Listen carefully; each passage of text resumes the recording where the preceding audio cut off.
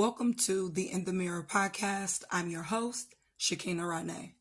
Today, I want to talk to you about your perspective and how it correlates to the low-hanging fruit in your life.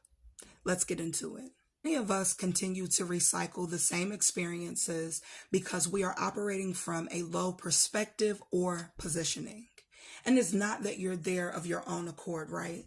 Things like low self-esteem, shame, unhealed trauma, and actual or perceived deficit and lack help fuel this low perspective. Now, from this vantage point, low-hanging fruit looks like a come up. Low-hanging fruit appears to be advantageous, though, only because of your positioning.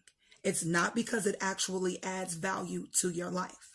And you get trapped in this cycle of choosing low-hanging fruit because when you're able to acquire something that you deem valuable, it then translates to you as some measure of success. And yourself increasingly frustrated even after you've obtained these things, right? You got the job, you got the man, you got the money, your body's bad, but you're still frustrated.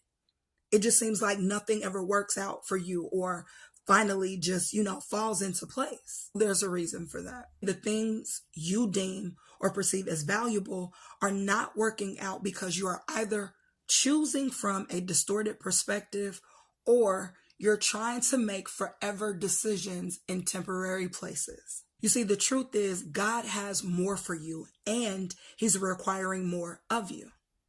And when he tells you, don't engage, don't make this decision, or to let them or it go, you feel like he's withholding from you. And so you fight for your right to hold on to what you deem valuable. Can I let you in on a little secret? That low-hanging fruit will always disappoint you. Low-hanging fruit is going to always do what is consistent with its low nature. And it's to keep you in the grips of these cycles of low places that produce nothing. And because you are inherently made for more, you'll never be content. Place is significant though. It is. God does something amazing in this place. Whether you were pushed, whether somebody tripped you into this low place, or you intentionally laid down here, there's a lesson. There is some level of training, development, or fortification that God intends for you to gain or obtain here. Because inevitably, if God's grace continues with you, you're going to stand up one day. You're going to get tired of settling, tired of the things that this low place is bringing you. Better yet, it's costing you. And you're going to stand up. And when you stand up, that realization is going to hit you that everything you have built in this place was beneath where you were intended to be. Insult to injury, those low-hanging fruits are not going to want to let you go.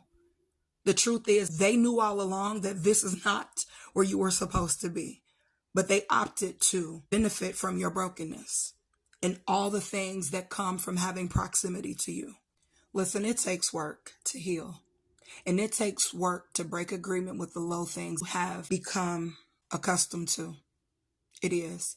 But it is not worth what you'll lose in the process. Getting up isn't easy. And so you don't have to do it alone. You don't. Enlist the support of, close family, friends, accountability partners, a coach, a counselor, something.